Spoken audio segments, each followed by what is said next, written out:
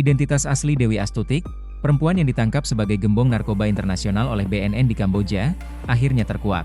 Sosok yang selama ini dipublikasikan dengan nama Dewi Astutik ternyata bernama Paryatin, warga Ponorogo yang sebelumnya dikenal hanya sebagai pekerja migran dan penjual nasi bungkus. Sebelum diamankan aparat, Dewi masuk dalam daftar buronan internasional. Ia disebut sebagai aktor intelektual di balik penyelundupan 2 ton sabu jaringan Golden Triangle yang digagalkan pada Mei 2025, serta terhubung dengan sejumlah kasus besar lain pada 2024 dalam jaringan Golden Crescent. Operasi penangkapannya berlangsung di lobi sebuah hotel di Sihanoukville, Kamboja.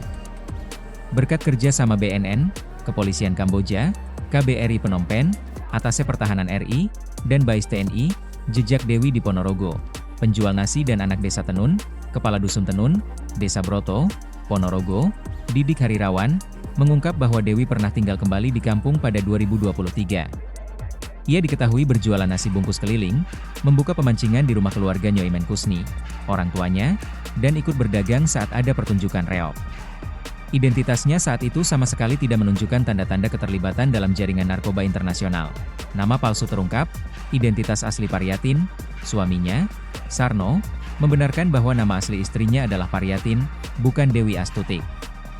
Ia menjelaskan bahwa istrinya sudah bekerja sebagai PMI sejak masih lajang, kemudian menikah dengannya pada 2009, dan kembali berangkat ke Taiwan pada 2013.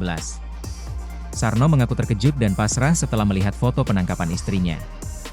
Ia mengatakan bahwa istrinya sempat pulang setahun sebelum pamit ke Taiwan, namun ternyata justru pergi ke Kamboja.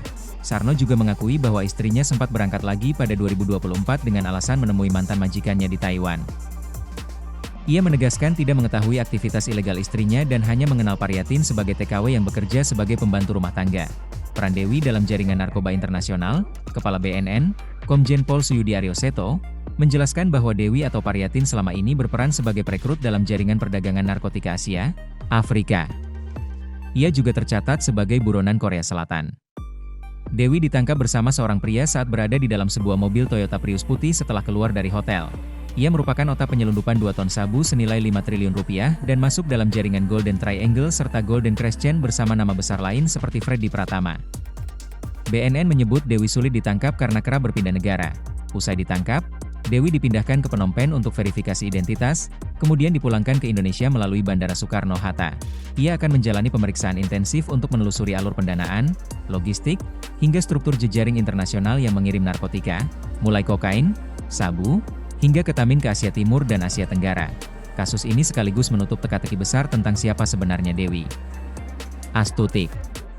Sosok yang dulu dikenal sebagai penjual nasi keliling di Ponorogo itu kini terungkap sebagai satu dari perempuan paling dicari dalam peredaran gelap narkotika lintas negara.